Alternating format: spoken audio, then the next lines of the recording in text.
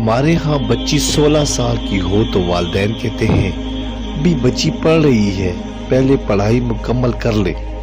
17 سال میں ابھی بچی نے اور پڑھنا ہے۔ 18 سال میں اب بچی نے ڈگری کے لیے اپلائی کرنا ہے۔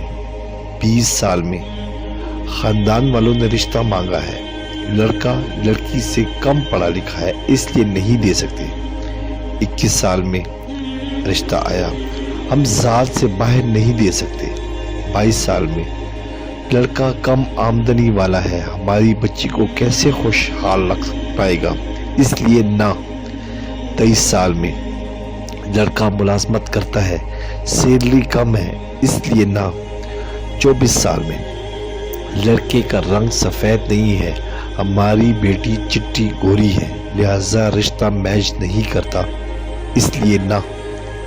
25 سال میں لڑکے کا اپنا مکان نہیں ہے، کرائے پر ہے اس لیے نہ۔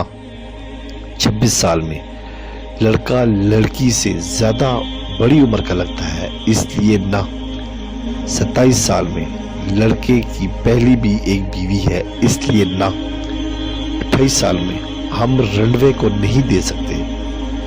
30 سال میں پیر جی ہماری بچی کے لیے کچھ کرے، رشتے تو بہت آتے ہیں مگر میل جوڑ کا ایک بھی نہیں ہے۔ 32 سال میں بیٹی کے سر میں سفید چاندنی دے کر باپ کو بیماریاں لگ گئی۔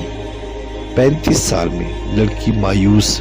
38 میں 60 سال کا رشتہ آیا ہے، آدمی مالدار ہے، 4 بچے ہیں، چاروں اپنے اپنے گھر شادی شدہ ہیں، بس بابے کو سنبھالنا ہے۔ 40 میں اب میں نے شادی نہیں کرنی، مجھ سے اب کون کرے گا؟ خدا را اپنی سوچ بدلیں، بیٹیوں کو بھاگنے، خودکشی کرنے یا زندگی سے مایوس ہونے سے پہلے ہی حق زوجت سے نوازیں اور اپنے گھر پہنچانے کی فکر کریں۔